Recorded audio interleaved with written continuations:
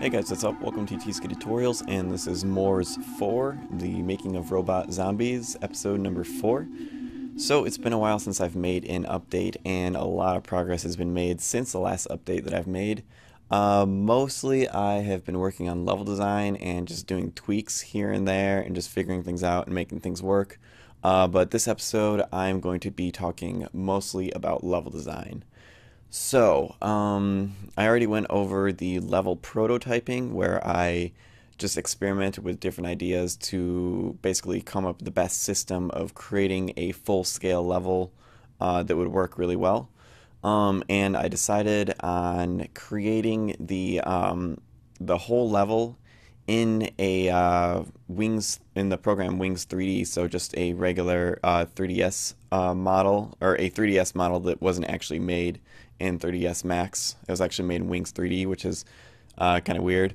But anyways, so yes, I made the whole level in that, and then I just tiled the textures over different faces. And I eventually came up with the level, and I sprinted through it, and it takes about 5.5 minutes to run straight through the whole level. Actually, I haven't timed it recently. It might be a little bit longer now that I've added more objects in it, and you have to walk around objects, but somewhere around 5.5 minutes to run through the whole thing. So that's with no zombies, no locked doors, just running straight through, basically like if I was kind of like simulating if a player actually like knew the exact path to go, which I mean this level really isn't a maze. It's pretty straightforward. There's no like forks in the road hardly anywhere, so it's pretty straightforward to get through the whole thing. So I think it's going to be kind of a short experience, but I think it'll be pretty cool. But anyways, what was I talking about? Okay. Alright, so first what I was trying to do was draw the map on paper before I actually modeled it. And I did a couple of rough drafts, and I never got all the way through the level because it just started becoming really, it's just really hard to draw something so 3D on paper. At first I was just trying to do 2D maps, and I would like kind of shade it to represent, you know, a slope or a staircase. But what I had visualized in my head was so 3D, and things would go up and down so much that it just was like impossible to draw on paper and really like with the level of detail that I wanted. So what I ended up doing was actually modeling it out of cubes as a prototype. So I just created a scene in Unity, and I just kept on duplicating cubes. And I just put a generic, I think it was the cement texture on the cubes, just so it's easier to see. And I just created and stretched cubes and basically just created a really crappy version of what I wanted the level to look like. And I didn't even run through it because it was just an empty scene with just cubes, and I didn't want to bother importing the player. I just wanted to get a visual representation of what I wanted the final product to look like. So at first I was trying to build walls and like a lot of detail. Then eventually I was like, you know, this is way too hard, and it's like really hard to navigate through this whole thing. So I ended up using, or I ended up only doing the floor plan and figuring out the layout of the floors. And then I used spheres to represent different events or points in the level where I wanted an audio clip to play for the story. And I have the script right here.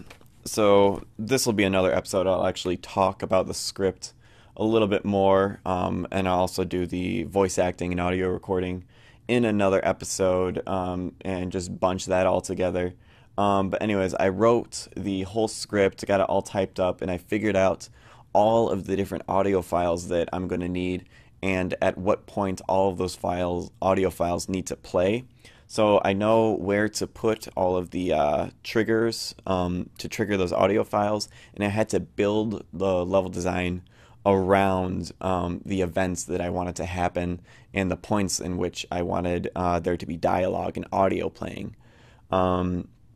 So yeah, that's pretty much what dictated exactly how my level turned out. I mean, it didn't turn out visually the exact way that I thought it was going to. Like, I had a really blurry image in my head of what I wanted it to look like in the end. But yeah, so I modeled everything and the whole level, and then the next step after that was putting actual objects into the level because at that point it was just an empty level and it was kind of boring. So I filled it up with all of my art assets, and I really have a limited number of art assets. I think I have like I don't know, 10, 12 models total. It's like really small. I mean, at first it seemed like, oh, this is, I mean, it's a small amount, but it should be enough. It really, I mean, it was a stretch to actually make this thing work. I think I came up with some generally kind of interesting looking scenery and just objects, and I had to really use a lot of creativity to try to make my limited number of objects interesting throughout the whole level. Um, so basically, the end result was just tons and tons of crates and barrels. Like, if I didn't know what to put in an area, it's like, ah, crap, more crates and barrels. I don't know what else to put there. So, I mean, it's very video game generic. Um, but yeah, there's tons and tons of crates and barrels, which I'm hoping in version 2 I will be able to swap out with something more interesting. Um, but yeah, so basically, I have a whole level filled with crates and barrels, and I made a few offices, and I really had to use a lot of imagination, creativity to try to make it interesting throughout the whole level, and I think I did an okay job on it. I think some things are a bit repetitive or simply don't make sense. And there's a lot of like story points that simply don't make sense, and I mean, so I, like actual realism wasn't something I was going for in this game, which is lucky because this game really isn't realistic at all. Um, so yeah, in the end, that brings me to my final point is performance. By the end, I mean I had a whole lot of space to fill with random objects, and now there's hundreds, probably thousands of objects in my scene, and it was making my game run really slow, like 5 frames a second. Like it was really bad. So I ended up having to do two things. First of all, light mapping. That was a huge improvement in performance. Figuring out the right light mapping settings to keep everything looking cool but still performing well. And I think I have pretty much figured out the exact light mapping settings that I want to use. And then the second thing that I came up with was render bubbles. And I was really excited when I finally got the render bubbles working and actually making a difference. So you guys will probably have already seen my videos on render bubbles. Maybe, maybe not, depending on when you are watching this video. But I came up with the idea of render bubbles. I was probably like sleeping in my bed. It was probably like 3 a.m. or something, and I just like woke up and I was just had this idea about how to make my game run faster. And the whole concept was that off in the distance, you're only going to really be able to make out and see the big objects, which for me was the level geometry and the level meshes. But like you really wouldn't be able to see small things like crates and barrels and books and desks and a lot of things like that. And I had a lot of semi-high poly models that were really just slowing down my game. So I came up with the idea of render bubbles, which was it's kind of like a secondary far clip plane that deletes all of, or not deletes, it turns off the renderer on objects of a certain distance in groups. So in like bubbles. So you put bubbles around all of the game objects that have a high poly count and just like a room filled with objects that you don't need to see if you're far away. And then it groups them together and it goes through an array system, turns them on and off, and it's pretty efficient. And it has actually doubled the performance of my game, which is amazing. And I was really happy, and it really wasn't that much work. I mean, it took a little bit of work and tweaking and getting it all right. And my computer monitor turned off. Cool. All right, whatever. But yeah, so it really wasn't too much work to make. And at first I was thinking, oh, I should sell this on the asset store. But it didn't take a lot of work. And I want to do tutorials on it anyways. So I'm just going to release it for free. just because there's already some other performance enhancing things on the Unity asset store that are free. So I think I'm just going to join that bandwagon and release render bubbles for free, because I think that'll just be a fun thing for a mass audience to give away for free. I hope it'll help out a lot of people. And then I'm also going to do tutorials on how I made it. So yeah, I was really excited when I got the render bubbles working, and I'll do more videos on that. All those videos might actually already be out, depending on when you're watching this video. But anyways, yeah, why don't I actually cut the camera and go on to actual screen recording and give you guys a little walkthrough and talk a little bit more in detail about the process of all the level design and putting all the objects in the level and how that whole process went. Alright, so this is the level, and it's really dark, so let me go ahead and go to render settings, and I'm going to turn off fog, and then I'm also going to turn down the flare strength to 0 for now. I'll turn it back up in a second. Actually, let me turn lighting off. There we go. Now you can really see the render bubbles. So yeah, I just want to take a second to show these guys off. So it's really easy to place the render bubbles. I have basically this folder with a bubble master and render bubbles prefabs, and you can just drag and drop them into your scene, and they are pretty awesome. I don't know if I'm going to need to include an actual mesh of a sphere, or if Unity will automatically detect to use the Unity standard sphere mesh. That's something I'm going to have to figure out, but anyways, that's besides the point.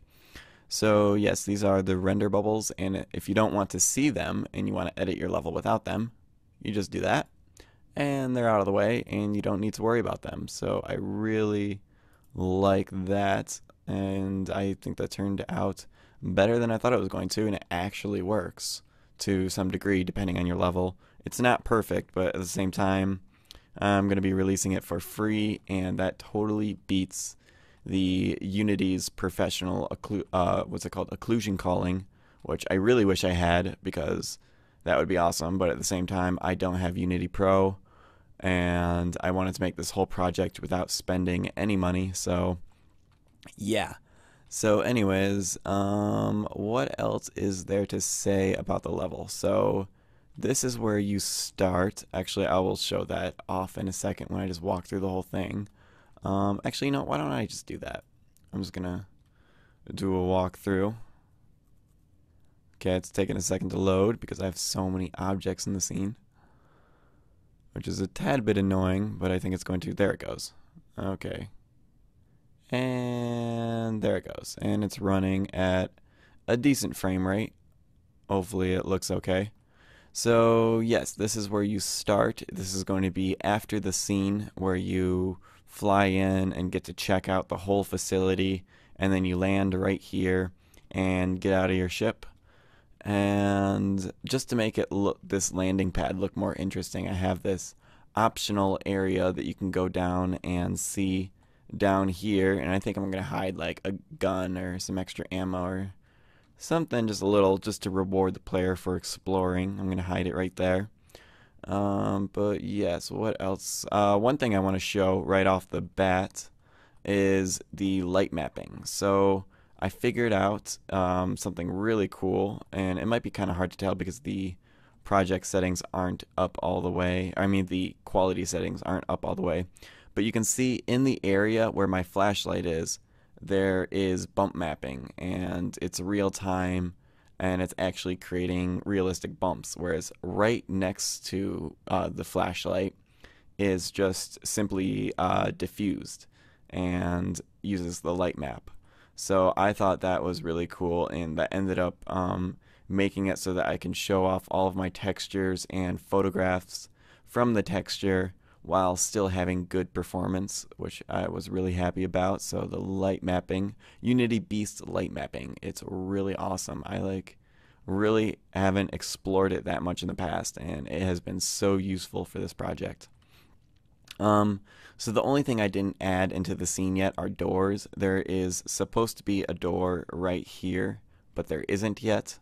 And then the switch is going to be up here, but I mean, then again, I don't know if I should show you guys that much detail, otherwise this is going to take forever.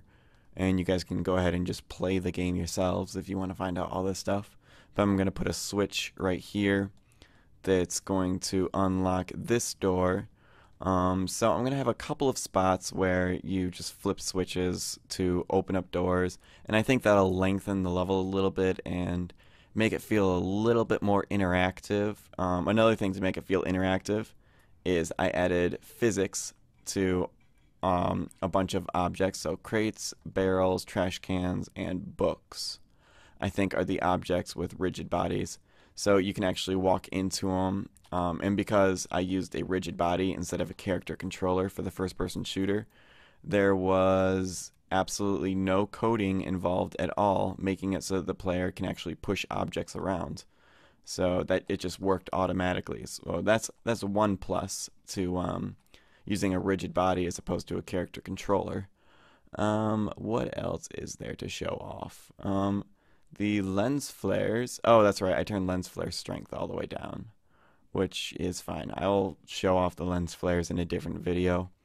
But yes, I also added windows, which... Oh, I see. It's because I have a limited number of lights because of the quality settings. That's why they are popping in and out like that. So if I had the graphical settings up all the way, that wouldn't happen. So yep, the windows, I believe that texture was from just a piece of metal in some student art center that I took a few years ago. This texture right here, the square, which you can't really see very well in this video, but will look better if you actually play the game yourself on high quality settings or look at screenshots, or if I later on end up playing playing this on a computer that's powerful enough to actually run it and screen record on the highest settings, you'll be able to see it better. But anyways, this is just a texture. I mean, this is a picture of the side of an air conditioner on a school. So that's where I got that texture, and then I had to tile it. This texture you can't see very well. That was the side of my mom's boombox. So I have a bunch of really random textures that ended up making it into the game. And what else is there to show off? These ceiling rafters are probably the highest poly model that I have, and I have a lot of them, so I think that was one thing that was slowing down my game. Oh yeah, here I can show off the moving walls. So the story behind the moving walls is, I can't remember if it was already in one of the Making of Robot Zombie videos, and that is a glitch that I need to fix, and that is due to the render bubbles. Crap. So I will do that later, I guess. But anyways, the story behind the moving walls is that I was experimenting with the idea of using reflection maps to make water. So I was just testing it on my previous level. I think I just had that like generic Macintosh rock texture, and then I had a generic some kind of blurry image that I use as a bump map to make the reflections, and then I did a little bit of code to make it move on all the objects.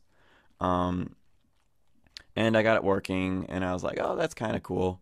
And everyone who saw it was like, whoa, that room is so cool. And I was like, just like, what are you talking about? It's that's just a test. It's not supposed to be that cool. It's supposed to be just very I don't know, it's just a test. Like, it wasn't actually supposed to make it into the final game. But everybody thought it was so cool, and I got so many people telling me, whoever I showed this game to, telling me that that was like their favorite looking room. So I ended up deciding that I needed to come up with a version of moving walls. But like at the same time, moving walls doesn't make any sense. But at the same time, it's a sci-fi game. It's in the future, so it doesn't have to make sense. So what I ended up coming up with, it was really late one night, and I was really tired, and I was just about to go to bed. And I kept looking at the walls, and I was like tweaking all the settings to figure out what the best looking moving walls would look like, whether they should move fast, whether they should move slowly, all of that stuff. And at one point, I was like looking at it. I was like, all right, that looks okay, kind of. And then I realized, like, wait, the game's not even running. The walls aren't even moving, and I couldn't actually tell if they were moving. And like, I was so tired. I was like, is this in my head? Am I like just half asleep? Is that what's happening? But so that led me to the idea. I was like, wait, why don't I try to give that experience to the players where they look at the walls and they just think, wait, are they moving?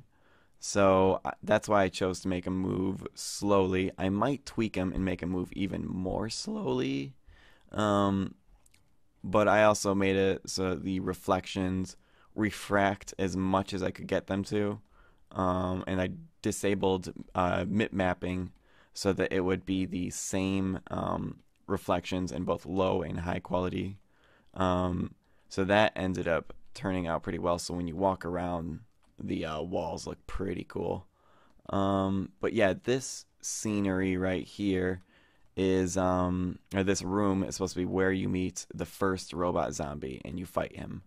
Um, so I wanted it to be kind of like dark and scary and look like a storage room. And that's why like everything's like knocked over and like stacked up and out of place. Like there's just a computer on the floor here. And then there are some extra fences, unused fences right here that I have leaning up against the wall. So that's a way that I found to make some of my art assets more interesting is to actually stick them in places where they're not supposed to be and look like they're just like in storage or just thrown about the place because this is an old abandoned science facility. And like over here, I have like some more desks just thrown around the place and a big pile of crates.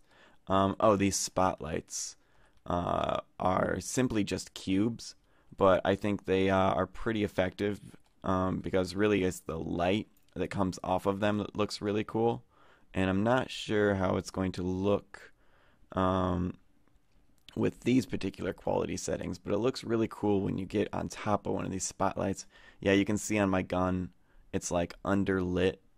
So I thought that turned out looking pretty cool. Um, but yes. Oh, I also want to point out the bulldozer that I have hidden back here. And I have it hidden kind of for a reason.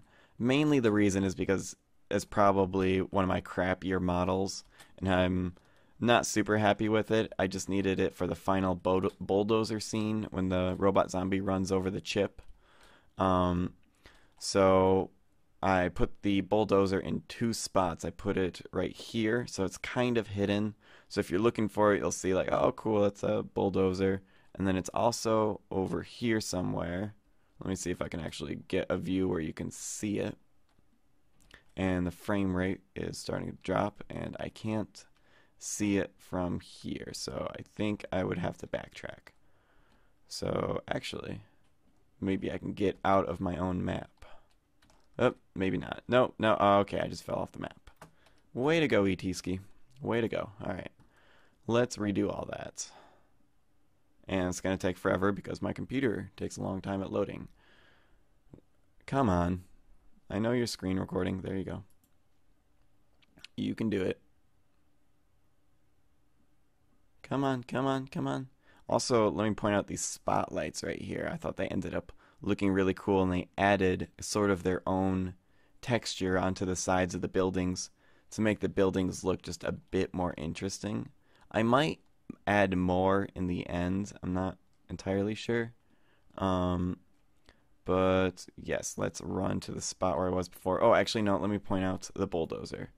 So there's the bulldozer right there. It's if you're looking for it, you'll see it. So I put it right there, and another one on top of that tower. You can't see it right now, but I just showed you a second ago. So I have it in two spots besides the bulldozer scene. And the reason why I did that is because I thought that it might be really confusing and out of place if a bulldozer just out of nowhere runs over the chip. I mean, it's already like a stupid idea. And I wanted the player to like really at least have some concept of being like, okay, I guess I can see that happening or that sort of thing. But yeah, I just didn't want the bulldozer to be completely out of context. So that's why I kind of like hid it in the level but I didn't want to make it blatantly obvious because it's not a very good looking model. The second purpose that it serves by sitting right there is that if you happen to find a way to jump onto this roof, you can jump onto the bulldozer and get onto this roof and then jump onto that platform right there. So part of my level design was that I wanted to make it so that if you did get out of the map, you wouldn't be completely screwed. So if you got into that part, you can still get back into the level. Whereas without the bulldozer, if you fall into that part, you have to jump off the edge and kill yourself. And I didn't really want that. So I just used that boulder as like a stepping stone or like a stepping thing for players to step on to get to where they or get back into the level. So yes, let's keep going back to the spot where I was before. Is there anything else I can say about this room? Not really. Just generically decorated with random objects. I already talked about this room. There's not much to say.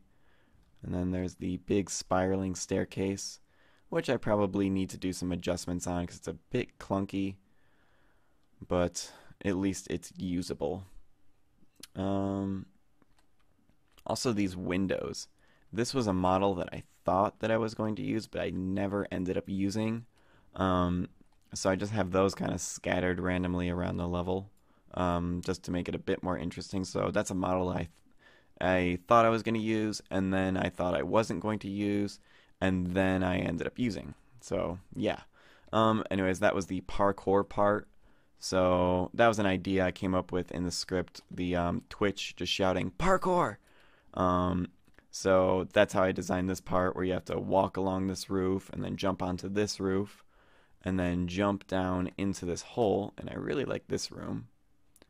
And you jump down onto these crates. Even though there's no falling damage in the game, the crates, I think, make it feel like you're a little bit safer jumping down. But anyways, I randomly came up with the idea of filling a room with ventilation. So like scientifically, it makes no sense why a facility or a science facility would fill a room up with vents like this. But I thought it would be cool. So that's one more slightly interesting level. And then I also made these lights green. This is the first spot in the level where I start playing with colored lights. And I think the colored lights just add some variation in the level, and make it not look so generic all the way through, and add a little, it's like a super quick tweak that ends up actually making it look pretty different. Like this room, I have blue. Actually, this is the first time I'm running through this part of the level. Or wait, no, this is the second time I'm running through this part of the level. I had just recently finished putting all the objects in the level. One thing about this room is the freaking file cabinets. So I came up with the idea of making the file cabinets kind of create like hallways. So this room takes a little bit longer to go through and just makes it more interesting. But each of these file cabinets is a game object, which tends to slow the game down a bit. I'm surprised this room isn't lagging. And then I have a bunch of chairs here, which I was thinking like, oh, like at first I was thinking about putting all the chairs in this room, but I ended up only putting a couple chairs in here. And I thought that would get really clunky if there's a whole bunch of chairs in your way and you have to jump over all these rigid bodies. So I came up with the idea of like, oh, well, they were starting to pack up, but they ended up never actually finishing packing up when all the robot zombies attacked, and they had to store all the chairs in this corner of the room. And all the chairs have rigid bodies, and that's pretty fun to shoot a pile of chairs. So let's continue. Also, the cubicle dividers are just windows. That was a really quick thing that I added. Bunch of crates. Like, I found different ways of making the crates. I don't think there's any other crates in this general area, but a way of making the crates look more unique everywhere you go. Just different styles of stacking them up and arranging them. Sometimes I have them a bit more random and sprawled out. In this case, I have them perfectly uniform and stacked up. And like there's a lot of design where I'm just like, I don't know, there's just extra unfinished construction work, and that's why things are thrown all around the place. And I did a lot of shortcuts, like this pile of crates I simply duplicated from that pile of crates and I moved it over here. The support columns kind of look like they are from ancient Rome or Greece, but hopefully it's fitting. I think it looks, I don't know, generically fitting, kind of. I don't think generically is the right word, but it looks sort of like it fits. And here's just a huge pile of barrels because I had no idea what to put over here. And there's a lot of areas where I'm just like, barrels and crates. Just adding more barrels and crates. Here is the pink hallway. Once again, using colored lights to try to make the level feel a bit more interesting, because I had no idea what to put in this hallway. So I like put a generic pile of crates and a trash can and another crate. And I decided that colored lights would spruce up this hallway. And this room, I guess this is more of the pink office would be a more accurate term. And then here's just a bunch of desks. They were, I don't know, getting ready to store everything, and then they gave up because there's too many robot zombies. And you know how scientists are lazy. I guess that's the whole story concept I'm going with. And then I'm going to have a button right here that is going to unlock a door over here. So that will encourage exploration, so people won't just automatically just run through the level. They actually will have to spend a little bit of time looking around. Here's a stack of beams, or I think they're called I-beams, or at least that's what I'm calling them. And yeah, I designed this part because I wanted players to have a good spot where they can just look at the sky and the mountains, because I was really happy how those turned out. So this is like the viewing spot for that.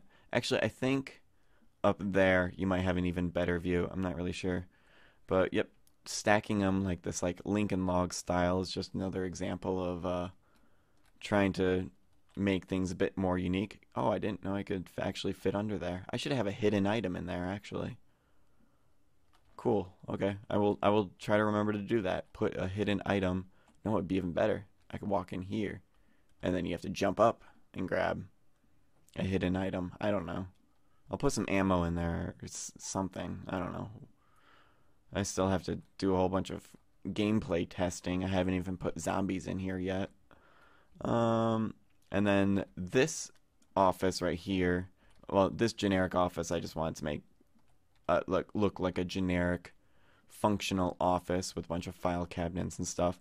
But this little nook, this is going to be the spot right here. This computer I'll replace with an actual functioning computer. But this is the computer where you find the email, where you find out that Victor Craw was fired from his job, and to exact his revenge, he coded the robot zombie virus.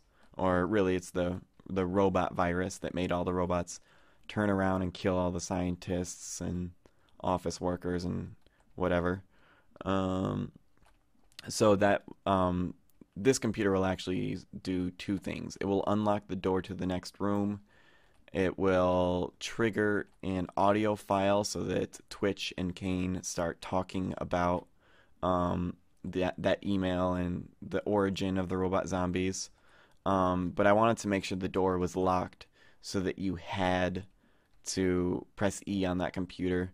And it's kind of, I'm going to have to put some sort of signal, like a blinking light on the computer, something so that the player doesn't spend a whole bunch of time getting stuck in this area going, what do I do? I'm trying to put as many clues as possible to make sure that the player knows to look at this computer and walk up to it and press E. Like I'll try to make sure it's, you know, really big on the HUD. Press E, and like maybe at this point, like you'll be able to press it. Like, but, or actually maybe I should actually really make it so you're behind the desk so that you can read it. I'll do some sort of signification to show that you have to press the button on the computer. And then I also made the lighting in this corner different to make sure that the player finds it more easily. So I'm going to put as many visual clues as I can to make sure the player knows to go up to that computer. And it will unlock a door that it's right here.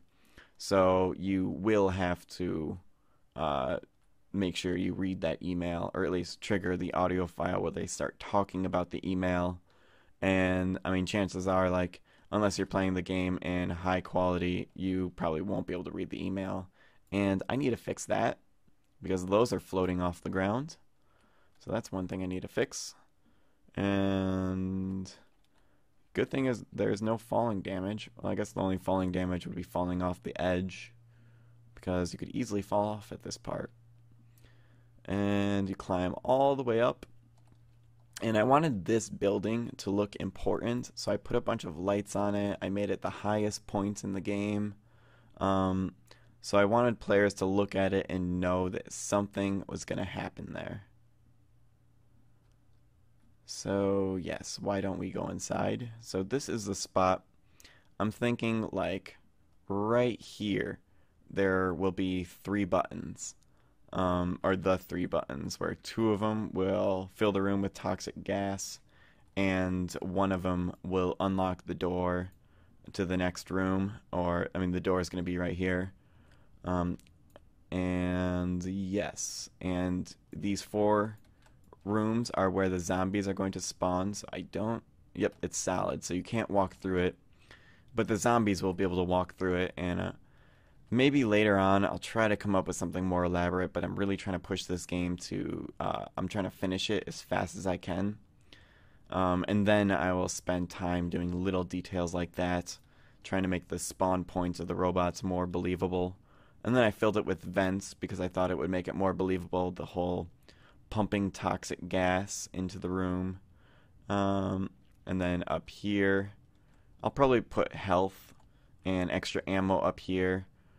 Hopefully to reward the player for exploring this like arena, because otherwise I think the player might end up just staying down in this spot here, which actually tactically it would be much smarter for them to hang out up here, because then there's only 2 entry points for the zombies to come at you, whereas down here there are 4 entry points for the zombies to come at you.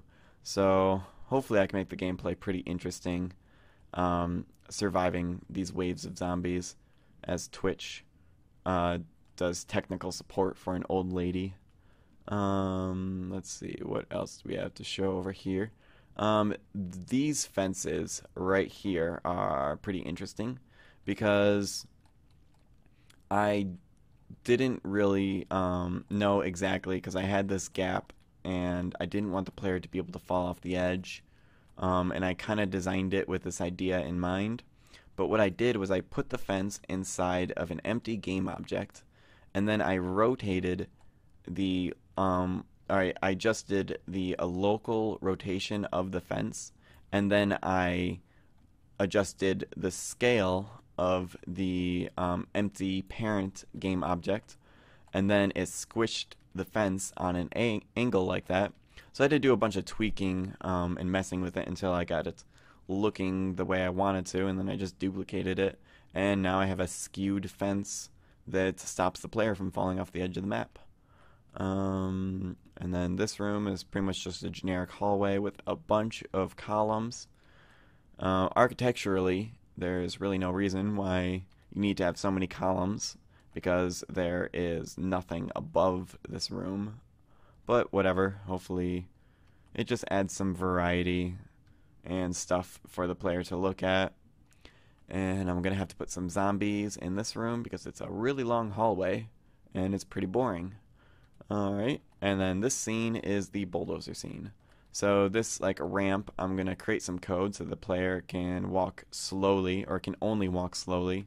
And then I'm thinking the bulldozer, or the chip, is going to be right here, and I'm going to add some lighting and some sound effects to really make it feel like so epic and being like, oh, like there's the chip. That's what you've been trying to get the whole time. And then a zombie just runs it over with a bulldozer. So that was just some stupid idea I came up with, and I thought it would be funny. And humor was one of the first things that I really wanted to add into this game. So I'm gonna try to make it so epic, and the player walks slowly, and like they're like, oh, there's the chip, and then it gets run over, and then I think I'm just gonna stop the player, and just for a few seconds, just to make it feel really depressing. And then the bulldozer is gonna fall off this edge of the ramp and just lay down right here. So that's the whole thing about the bulldozer and how it's like really, really random that that happens. And I felt like it really needed something to make the bulldozer not feel so out of place. And then I decided to stack some trash cans like this. I probably should have done that more throughout the level because that's kind of interesting. But it reminded me too much of cup stacking. But hey, whatever. One thing I was a little bit sad about with the trash cans is that to add a rigid body to the trash can, I needed to make it a convex collider, meaning that it doesn't go in at any point. So I actually can't make I wanted to fill it up with like things like make a trash can full of books, but I can't do that because the collider is convex. So that was kind of a bummer, but oh well. Maybe in a later version I'll figure out a good way to do that. There's not much to say about this room. One last office, and then this ramp is pretty much the final sprint. And yes, so I don't know what players are going to think of this because you just have to jump.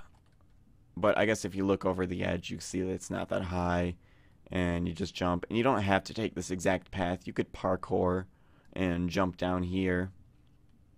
But yep, and then it brings you back to the beginning, and then you run to the ship and fly away home safely, and you save the world from robot zombies, even though really they were just regular robots and you didn't need to save the world. And it's such a stupid storyline, but I hope people just find it entertaining and are able to laugh at it, because I know it's not that great of a storyline. There's so many holes in the story, and the logic doesn't make any sense at all. So yes, I guess the next thing I should show you is the prototype level, where I was actually coming up with the idea. If the computer actually loads at any point, thank you. So I'm going to go ahead and save that. And do I have it in here? It should be under organized stuff, scenes, block out level. Yes, here we go.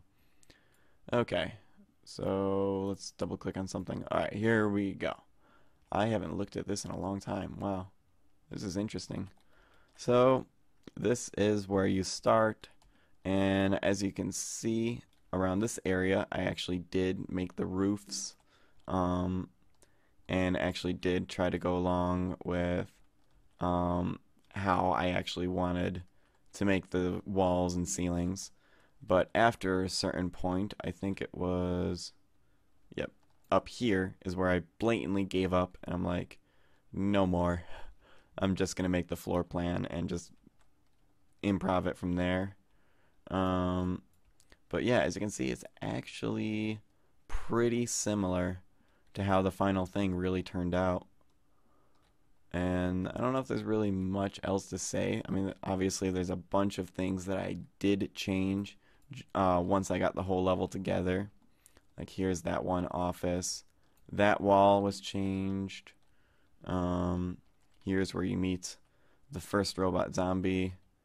And then here's the staircase that ended up looking a little bit different in the final version. And then you jump off this ledge. This hole ended up being more in like the middle. I ended up adding the ramp. So this was the room with all of the vents in it. This room I ended up changing a little bit. Here's the first office with all those file cabinets. And yep, and it pretty much looks the same. This is the pink hallway and the pink office and the pink room where the button's supposed to be. Here's the spot where you find out or find the computer with the email on it. And here is where you fight the waves of robot zombies. A hallway with all of the columns in it. This spot ended up actually inverting. Like, remember the ramp was downwards, and I wanted to do downwards so that you could see the chip better. And yeah, that's pretty much it. I think it's pretty self-explanatory how it translated over. This is just a blocked out 3D version of how I wanted the final level to look, and then it ended up looking like this. As soon as it loads, it'll take a second. Come on, please, spinny rainbow wheel. Thank you. And I'm gonna have to double click on something. There we go. So yep, here is the final level, or semi-final. Obviously, there's still going to be a few tweaks before it's finally over, but yep. And let me go ahead and just load up it in this setting. So what I ended up actually doing is, here's my old level. You guys probably remember this from my last video, my like just test level. And yep, I think there's a few things in here that I probably didn't show you guys, like the cockpit.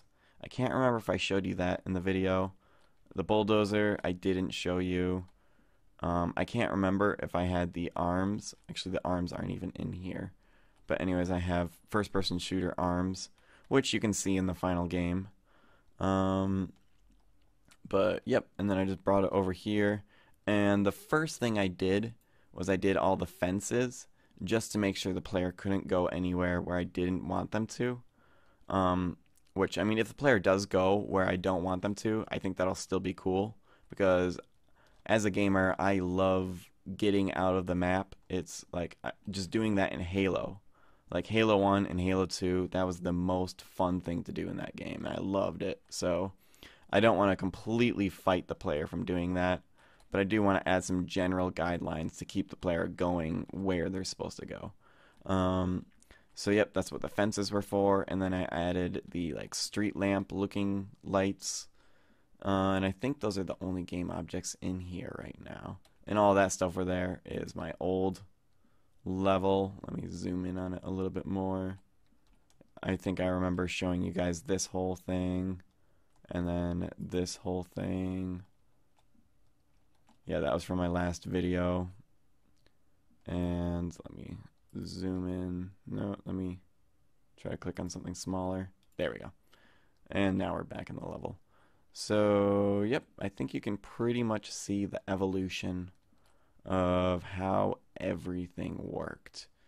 So, yep, I guess this has been the making of Robot Zombies episode 4. So until my next episode, I'll see you guys later, and keep making games.